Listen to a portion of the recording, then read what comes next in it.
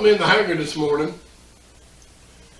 By the way, welcome back to DRAWDY RC. We're going to go into a little bit about what happened this past weekend and how we tore up our airplanes. Keith got his ready to go. His was not hurt very badly.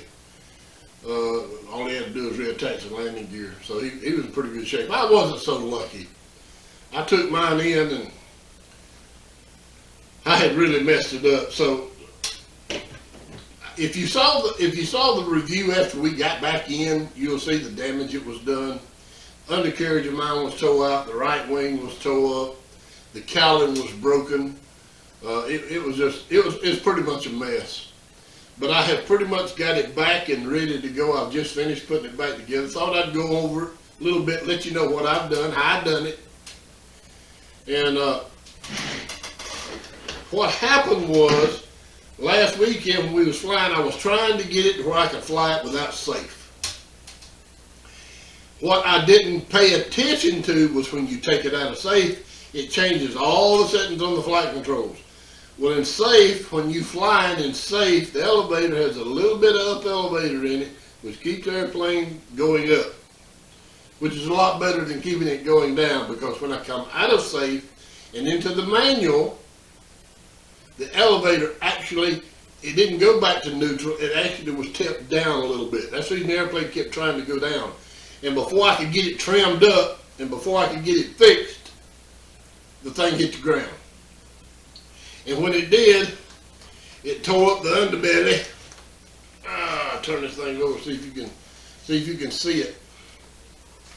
All of this was tore up under here. All this cage that holds all this landing gear and all that stuff together was broken. It came out of it. It knocked the cowling off. It broke a chunk out of it. I found the big chunk. The little chunk was missing. I never did find it. But a little bit about what I did to fix it.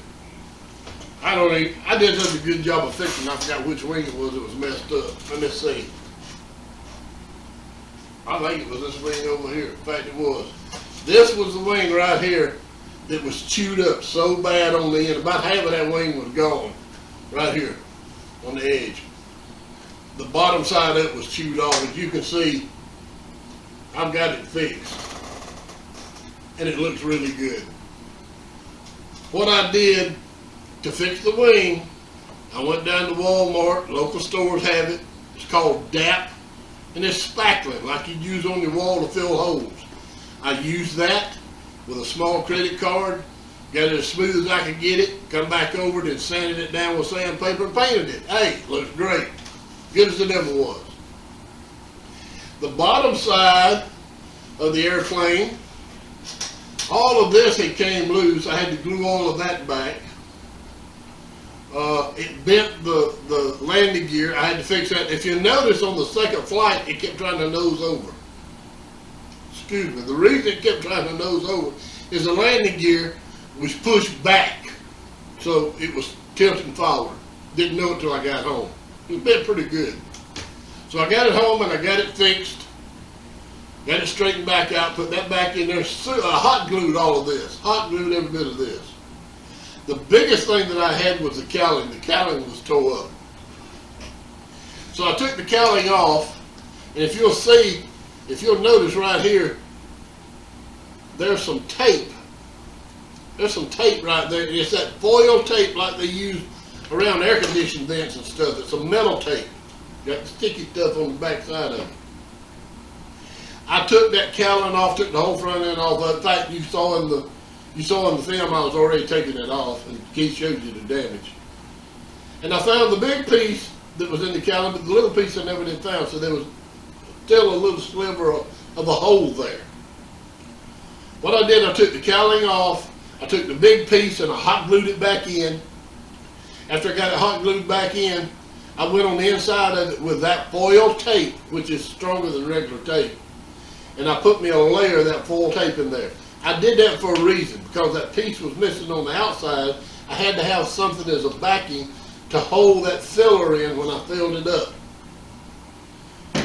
And when I filled it up, got it smooth, then I come back and I sanded it, I painted it, and it felt really, really good. But just to be safe, I went in and took that foil tape, put me some on the outside. So this calendar is sandwiched between two pieces of that metal tape. I think it's going to be fine. It feels very, very strong. And I painted it as well as I could, fixed it back up. All this on the side, you see that dark area right there? All that dark area right there was crushed in. I had to smooth out what I could with it, and then I come back with the DAP, put that in there, put it in there, smoothed it out, and repainted that. So I've just rechecked the airplane. The airplane checks out great. Everything works on it. Everything's straight again. Everything looks good again. Took me several days to accomplish all this because of drying time. And I'm pleased to have it back. This poor thing has been a great training airplane. It really has. And I've enjoyed flying it because it's a good, easy flyer. If you're in safe mode, you know, you can fly it all day long, no problem. If you take it out of safe mode and it's not, and the flight controls aren't rigged right, you got yourself a handful. So that's what I faced with this weekend. Since then, I went back and I've redone all the flight controls manually. I've manually set all the flight controls. So now, when I go to manual, they will be just a tiny bit of up elevator. That's what was happening with me the other day. Before I could trim the airplane out, it had down elevator in manual and it was going to the ground. I mean, and when you're flying, it's probably my mistake too. I should have had it way in the air. I didn't. I was only flying 30, 40 feet off the ground. So, you know, when it starts down at 30 feet, I mean, you're on the ground within seconds. So I really didn't have time to save it. Another lesson learned. So from now on, I'll be flying a little high. And I don't fly high because I want the people at home to see our progress. I want to see how the airplane's reacting to us as brand new pilots. So I'm trying to keep it low so y'all can see it. But next time, we're going to go up, we're going to trim these things out before we start bringing the airplane around. So you're probably going to see some high altitude stuff until we get it squared away. It gives you time to save it. But anyhow, that's the story of the Carbon Cub. It's now ready to go. It's flight ready again. And I'm working right now on the 1800 Ranger. I'm going to show you some of the things I've done to it. As you can see, I painted the nose cone green, I painted the wheel pants green, I painted the struts green. I've done some work around the windows. I took that foil tape that I fixed this with, which looks something like stainless steel, and I went around the windshield of the thing, I went around the windows of the thing, and the back window of the thing where it looks like a chrome trim around it. It looks really good. I like it. And I'm going to take my time with this Ranger. I am not going to get in a hurry. I want it fixed. I want it nice. And when I fly it, just like my Warbirds, I want to make sure I'm competent, which means this little guy's still going to get a workout. Now, with that being said, I'm going to come back and I'm going to show you. Everybody's been asking us about paint.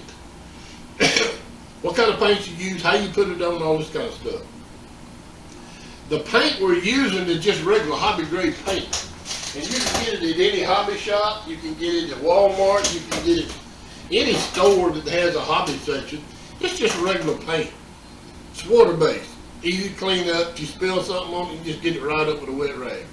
If you get a little on your airplane, wet rag brings it right up. Wash your hands. It's great stuff. I like it. It covers well. The only thing I don't like about it is some of it doesn't dry to a shine. It dries like a satin finish or sometimes a flat finish. And in some applications that's great, but most of the applications I use it in, I want it to have a little shine to it. So I always do it with this.